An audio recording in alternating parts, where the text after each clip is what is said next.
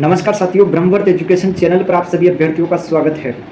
जैसा कि आप सभी अभ्यर्थियों को मालूम होगा, पीटीईटी 2024 की फर्स्ट अलॉटमेंट लिस्ट जारी होने के बाद काउंसलिंग की जो प्रक्रिया है वो समाप्त हो चुकी है। 26 जुलाई 2024 को काउंसलिंग की प्रक्रिया समाप्त हो चुकी है फर्स्ट अलॉटमेंट वालों की।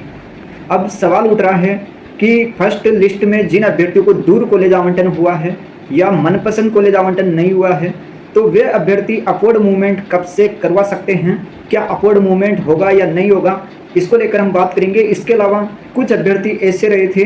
जिनका कॉलेज आवंटन हो चुका था लेकिन बीए फाइनल ईयर का रिजल्ट नहीं आ पाया था, जिसकी वजह से रिपोर्टिंग नहीं करवा पाए थे, यानी कि कॉलेज में एडमिशन नहीं ले पाए थे। उन अभ्यर्थियों को भी एक बार फिर से मौका दिया जाएगा और आपको पूरी जानकारी से अवगत करवाया जाएगा कि आपको अब क्या करना है। इसके अलावा एक और अपडेट सामने आई है कि जिन अभ्यर्थियों ने यहाँ पर काउंसलिंग की प्रक्रिया में भाग नहीं लिया था, यानी कि किसी कारणवश से फर्स्ट काउंसलिंग की प्रक्रिया में कॉलेज चॉइस नहीं कर पाए थे, 5,000 रुपये की फीस नहीं बन पाई थी या कोई भी कारण हो सकता है, तो उन अभ्यर्थियों के लिए भी बहुत बड़ी खुशखबरी सामने आ चुकी है। बिल्कुल साथियों, आज यहाँ पर एक न्यूज़पेपर के माध्यम से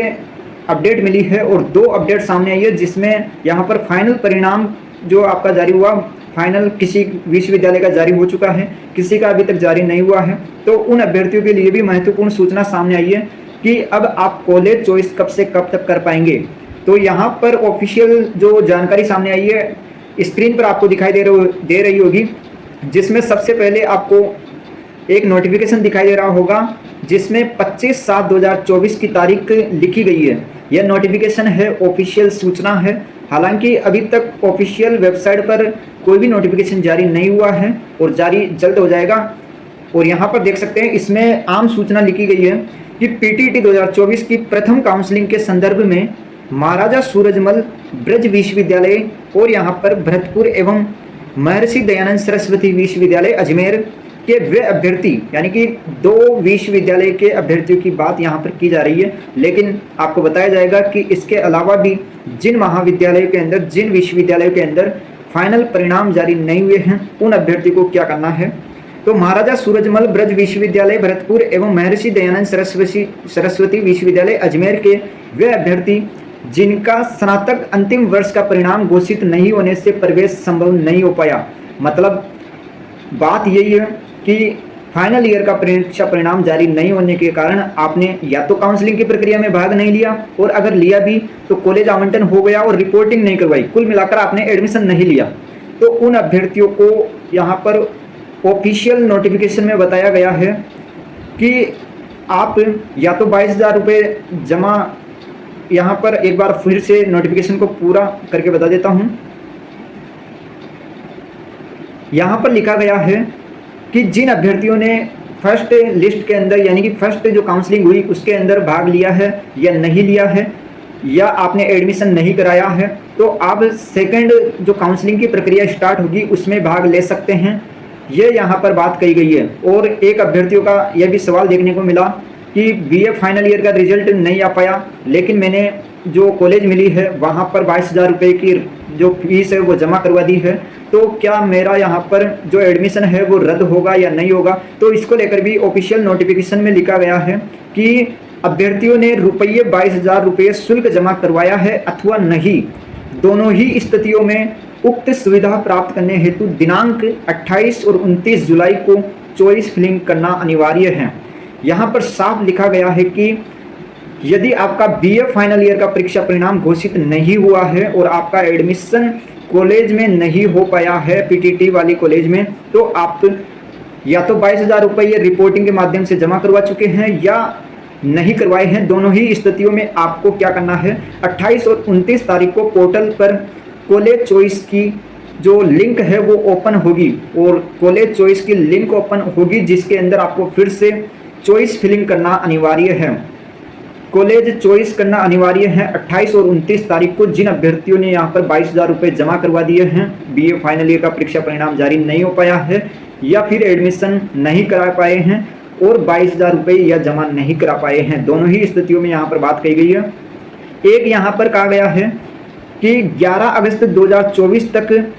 ऐसे अभ्यर्थी अपना स्नातक अंतिम वर्ष की परीक्षा का परिणाम जो है वो जो भी आपको कॉलेज मिलेगा उसमें प्रस्तुत करने की यहाँ पर डेट दी गई है 11 अगस्त 2024 तक। तो कुल मिलाकर बात करें तो यही बात सामने आती है कि आपके जिन अभ्यर्थियों ने काउंसलिंग की प्रक्रिया में भाग नहीं लिया है तो वे अभ्यर्थी री काउंसलिंग के अंदर 28 और 29 तारीख को पोर्टल ओपन होगा जिसमें चॉइस फिलिंग कर सकते हैं और अपनी 22,000 रुपये की जो फीस है वो आपको जो भी कॉलेज आवंटित होगी उसको जमा करवा सकते हैं। हालांकि 22,000 रुपये की फीस कब तक जमा करवानी है इसको लेकर ऑफिशियल नोटिफिकेशन जल्द यहाँ पर शेड्यूल के साथ जारी हो जाएगा। फिलहाल अपडेट यही है कि जो भी आपको कॉलेज आवंटन होगी, फर्स्ट अलॉटमेंट का पूरा मैटर कंप्लीट हो चुका है। यहाँ पर बात हो रही है जिन अभ्यर्थियों ने 22,000 रुपये जमा करवा दिए हैं और उनका यहाँ पर एडमिशन नहीं हो पाया है कॉलेज के अंदर, 22,000 रुपये जमा करवा दिए हैं और उनका एडमिशन कॉलेज वाले नहीं कर रहे हैं, तो अब उन अभ्यर्थियों को क्या करना है, जो आपकी चॉइस फिर से शुरू होगी काउंसलिंग की प्रक्रिया उसमें आपको भाग लेना है और उसके अंदर आपको कॉलेज चॉइस फिलिंग का ऑप्शन देखने को मिल जाएगा। अब एक सवाल अभ्यर्थियों का यह भी देखने को मिला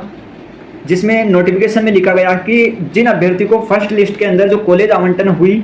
तो उन कॉलेज आवंटन हुई तो मनपसंद के मुताबिक कॉलेज आवंटन नहीं हुई या दूर कॉलेज आवंटन हुई तो उन अभ्यर्थियों को अपवर्ड मूवमेंट का ऑप्शन कब देखने को मिलेगा, क्या अपवर्ड मूवमेंट होगा या नहीं होगा, तो इसको लेकर भी ऑफिशियल जानकारी सामने आ चुकी है। इसमें लिखा गया है काउंसलिंग प्रक्रिया में अभ्यर्थियों को परेशानी देख जो वर्धमान महावीर ओपन यूनिवर्सिटी है उन्होंने वेबसाइट से अपवर्ड मूवमेंट का जो लिंक है वो हटा दिया है। फिलहाल के लिए लिंक को हटा दिया गया है ऑफिशियल वेबसाइट से अपवर्ड के लिंक को। यहाँ पर पीटीटी में बदलाव हुआ है। अब आपको अगर अपवर्ड मूवमेंट करवाना है, हालांकि अब इसे अपवर्ड मूवमेंट नहीं कर सकते, यहाँ पर कॉलेज बदलने के लिए फिर से भरवाए जाएंगे फ्रेश चॉइस। बिल्कुल साथियों, जिन अभ्यर्थियों को दूर कॉलेज मिला है या मनपसंद कॉलेज नहीं मिला है और वे अभ्यर्थी यहाँ पर अपना कॉलेज बदलवाना चाहते हैं तो आपको फिर से फ्रेश चॉइस का विकल्प देखने को मिलेगा और यह विकल्प संभवतः 28 जुलाई से वेबसाइट पर जो री चॉइस का लिंक आएगा उसमें एक्टिवेट कर दिया जाएगा। फिर से आपको कॉलेज भरनी पड़ेगी और ज़्यादातर जो आपको कॉलेज भरनी है वो पास की कॉलेज भरनी है क्योंकि आपका यहाँ पर शीघ्र ही जो पास वाली कॉलेज है वो मिल जाएगी। आपको मालूम होगा अपवर्ड मूवमेंट की प्रक्रिया को फिलहाल वेबसाइट से हटा दिया गया है और री चॉइस का जो विकल्प है वो 28 जुलाई से वेबसाइट पर एक्टिवेट कर दिया जाएगा। उस री चॉइस से जो आपकी फ्रेश चॉइस भरवाई जाएगी उसमें आपको भाग लेना है। आपकी 5,000 रुपये की जो फीस है वो अगर आपने पहले से जमा करवा दी है तो आपकी कोई भी फीस नहीं लगने वाली। ये दो नोटिफिकेशन सामने आए। यहाँ पर पीटीटी के नियमों से अपवर्ड मूवमेंट में अभ्यर्थी की काउंसलिंग में भरी गई कॉलेज चॉइस में से आवंटित कॉलेज से ऊपर की जो शेष चॉइस को ही शामिल किया जाता है। ऐसे में बाहरी जिले आवंटित होने वाले अभ्यर्थियों के लिए अपवर्ड मूवमेंट में भी दिक्कतें सामने आ रही थी। ऐसे में वर्धमान महावीर ने क्या किया, 21 से 26 जुलाई तक की जो अपवर्ड मूवमेंट वाली जो लिंक थी उसको बंद कर दिया है और वर्धमान महावीर यूनिवर्सिटी के समन्वयक ने बताया है कि पीटीटी में ऑल राजस्थान चॉइस के कारण कुछ अभ्यर्थियों को दिक्कतें जरूर आई, इसके कारण से अपवर्ड मूवमेंट का लिंक हटा दिया गया है और अगले 1-2 दिन में नए बदलाव का नोटिफिकेशन जारी कर दिया जाएगा। ये यहाँ पर ऑफिशियल जानकारी मिली है और 28 से मैं तो यही कहना चाहता हूँ कि 28 तारीख और 29 तारीख को आपका री चॉइस यानी कि री काउंसलिंग के लिए पोर्टल ओपन होगा, जिसके अंदर अगर आप अपवर्ड करवाना चाहते हैं यानी कि अपवर्ड नहीं कर सकते, कॉलेज बदलवाना चाहते हैं तो आपको फिर से फ्रेश चॉइस कॉलेज भरनी पड़ेगी। और जिन अभ्यर्थी को कॉलेज आवंटन यहाँ पर हो चुका था और बीए फाइनल ईयर का परीक्षा परिणाम नहीं आ पाया था और कॉलेज में एडमिशन नहीं ले पाए थे तो उन अभ्यर्थियों को भी यहाँ पर मौका दिया गया है कि फिर से आप री चॉइस कर सकेंगे और आपको कॉलेज आवंटन हो पाएगा। एक सवाल अभ्यर्थियों का यह भी देखने को मिला कि जिसने काउंसलिंग की प्रक्रिया में भाग नहीं लिया पहली लिस्ट के अंदर, क्या वे भी सेकंड लिस्ट के अंदर भाग ले सकते हैं क्या? तो बिल्कुल साथियों, भाग ले सकते हो। दूसरे चरण की काउंसलिंग की प्रक्रिया संभवतः 28 तारीख से शुरू हो जाएगी।